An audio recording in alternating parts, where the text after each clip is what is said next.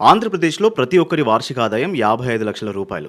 Governor Abdul Nazir అసెంబ్లీలో Swarnandhra 2047 vision document ను ఆవిష్కరించారు. దీని టార్గెట్ ఏంటంటే వచ్చే 20 ఏళ్లలో ఏపీ ఎకానమీని $3.4 ట్రిలియన్ తీసుకెళ్లడం. అంటే ఏపీ అక్షరాల 308 లక్షల కోట్ల ఆర్థిక వ్యవస్థగా మారబోతోంది. ఇందులో మోస్ట్ ఇంపార్టెంట్ పాయింట్ ఏంటంటే తలసరి ఆదాయం. ప్రస్తుతం మన రాష్ట్రంలో ఒక వ్యక్తి సగటు ఆదాయం సుమారు 2.4 లక్షల రూపాయలు. కానీ 2047 నాటికి దీన్ని 55 లక్షల రూపాయలకు పెంచడమే ప్రభుత్వ లక్ష్యం. ఇది సాధ్యం కావాలంటే రాబోయే 2 దశాబ్దాల పాటు ఏపీ స్థిరంగా 15% వృద్ధి రేటును సాధించాల్సి ఉంటుంది. మరి ఇన్ని లక్షల కోట్లు ఎక్కడి నుండి వస్తాయి? ఒకటి, క్వాంటమ్ వ్యాలీ. అమరావతిని కేవలం రాజధానిగా కాకుండా హైటెక్ ఐటీ మరియు డీప్ టెక్ హబ్ గా మార్చడం. 2, ఇన్వెస్ట్మెంట్స్.